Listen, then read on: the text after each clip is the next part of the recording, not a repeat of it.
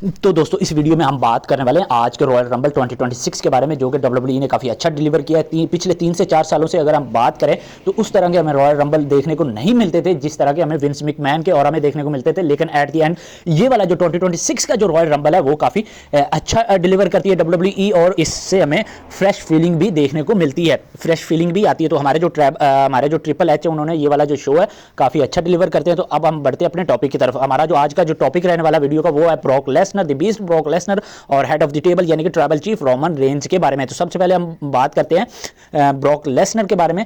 जिस तरह से ब्रॉक लेसनर और हमारे जो रोमन रेंज है, हम चाह रहे थे कि इनकी कोई हमें फिजिकली फाइट देखने को मिले रॉयल रंबल, लेकिन डब्ल्यूडब्ल्यूई उसकी तरफ नहीं गई, इनको अलग-अलग ही बुक किया डब्ल्यूडब्ल्यूई ने।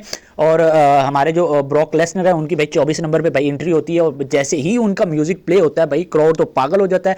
एक तो भाई बीस्ट है, ऊपर से क्राउड का जिस तरह से रिएक्शन मिलना, वो भी सऊदी अरेबिया से जिस तरह का बीस्ट को भाई रिएक्शन मिलता है, और डिमांड भी रहती है सऊदी अरेबिया की कि हमें बीस्ट चाहिए। तो भाई बीस्ट के 24 नंबर पे भाई एंट्री होती है। तो भाई जैसे ही वो रिंग में आता है भाई वो तबाही मचाना शुरू कर देता है, क्योंकि वो बीस्ट है तो बीस्ट का काम ही तबाही मचाना, तो भाई वो तबाही मचाता है।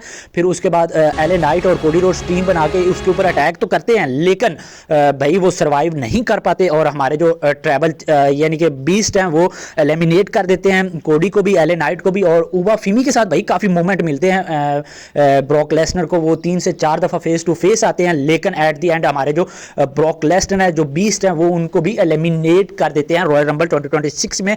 अब इससे हमें ये वाले जो मूवमेंट्स मिले हैं, इससे हम अंदाजा लगा सकते हैं कि ये लीड करेगा नेक्स्ट मैच के लिए, जो कि होगा ब्रॉक लेसनर वर्सेस उबा फिमी। तो दोस्तों अब हम आते हैं अपने मेन टॉपिक की तरफ, यानी कि OTC 1 यानी कि ट्रैबल चीफ के ऊपर। तो हमारे जो ट्रैबल चीफ है भाई जैसे ही उनका म्यूजिक प्ले होता है, उनका 26 नंबर पे उनका म्यूजिक प्ले होता है, तो भाई जो सऊदी अरेबिया का जो क्राउड है जो उनको पॉप देता है भाई, वो तो बिल्कुल ही पागल हो जाता है, और मेरे जैसे फैंस को भी देख के अच्छा लगता है, क्योंकि सर्वाइवर सीरीज के बाद ही वो सीधा रॉयल रंबल में अपनी एंट्री करते हैं, अपना रिटर्न करते हैं। तो ये भी देखने में एक औसम था। पहले ही हमारे जो ट्रैबल चीफ है वो 2 से 3 माह के बाद अपना रिटर्न करते हुए हमें नजर आते हैं सीधा रॉयल रंबल में। फिर वो आते हैं तो भाई रॉयल रंबल में जैसे ही वो एंट्री करते हैं तो भाई वहाँ पे लोगन पॉल होता है, रैंडी ऑर्टन होता है, जे उसो होता है, और गुंथर होता है। तो भाई सबसे जो हमारे जो ट्रैबल चीफ को जो टफ टाइम देता है बंदा, जो सुपरस्टार देता है, वो गुंथर ही होता है।